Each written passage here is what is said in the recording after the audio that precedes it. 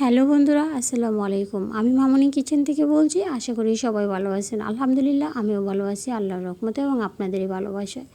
আজকে আমি পুঁই শাক আর আলু দিয়ে মসুর ডাল ভাজি করব, আর সেই ভিডিওটি আপনাদের সাথে শেয়ার করব। এখানে আমি কেটে রেখেছি পুঁই শাক আর মিডিয়াম সাইজের একটা আলু। এবার আমি এখানে দিয়ে দিব পরিমাণ মতো মসুর ডাল।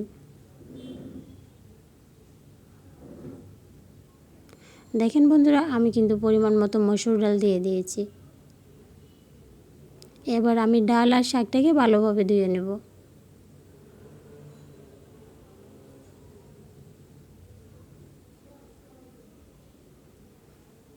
এইভাবে কিন্তু আমি শাকটাকে 4 বার ধুয়ে নেব এবং বুলের পানিটা বারবারই পরিবর্তন করে নেব।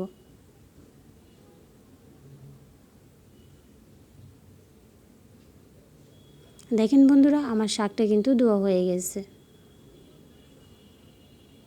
এবার আমি চলে এসেছি চুলার কাছে।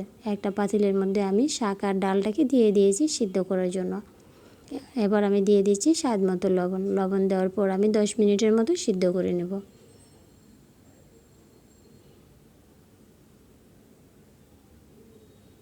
দেখেন বন্ধুরা, আমার শাক আর ডাল দুটোই কিন্তু খুব সুন্দর করে সিদ্ধ হয়ে গেছে। এবার আমি চুলা থেকে নামিয়ে নেব। এদিকে আমি চুলার মধ্যে কড়াই বসিয়ে দিয়েছি। কড়াইয়ের মধ্যে তেল দিয়ে রেখেছিলাম, আর এবার দিয়ে দিচ্ছি রসুন কুচি।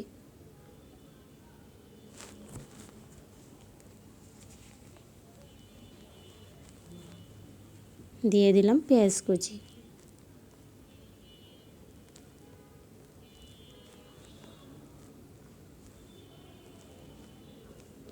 এবার আমি ভালোভাবে ভেজে নেব পেঁয়াজ কুচি আর রসুন কুচিটাকে।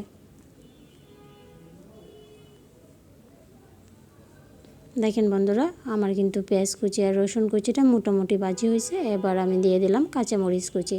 কাঁচামরিচ কুচি দেওয়ার পর আমি আরও 1 মিনিট ভাজি করে নেব। দেখেন বন্ধুরা, এবার কিন্তু পুরোপুরি ভাজি করা হয়ে গেছে, লাল লাল ভাব চলে এসেছে। এবার আমি দিয়ে দেব শাক। এভাবে কিন্তু আমি সবটা শাকই দিয়ে দেব কড়াইয়ের মধ্যে। আর আমি কিন্তু সিদ্ধ করা পানিটা ফেলে দেব না। দেখেন বন্ধুরা, এভাবেই কিন্তু আমি রান্না করে নেব। এখন আমি ভালোভাবে মিশিয়ে দেব।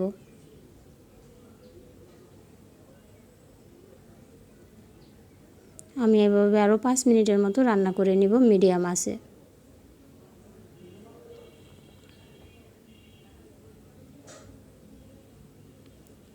আমি ঢাকনা দিয়ে ঢেকে দিয়েছি। এবার আমি 5 মিনিট পর আবারও চলে এসেছি। দেখেন বন্ধুরা, আমার শাকটা কিন্তু রান্না করা হয়ে গেছে। এবার আমি শুকনো মরিচ ভাজা দিয়ে দিব শাকের উপরে। শুকনো মরিচ ভাজা দিয়ে শাক খেতে কিন্তু দারুণ লাগে। যদি আমার এই রেসিপিটি ভালো লেগে থাকে বন্ধুরা, অবশ্যই আমার চ্যানেলটিকে সাবস্ক্রাইব করে আপনাদের বন্ধু বানিয়ে নেবেন। আর কাছে এবং দূরে যে যেখান থেকে ভিডিওটি দেখবেন, সবার কাছে আমার একটি অনুরোধ, পুরো ভিডিওটি দেখবেন, লাইক ও কমেন্ট করে জানাবেন আমার এই রেসিপিটি কেমন হয়েছে।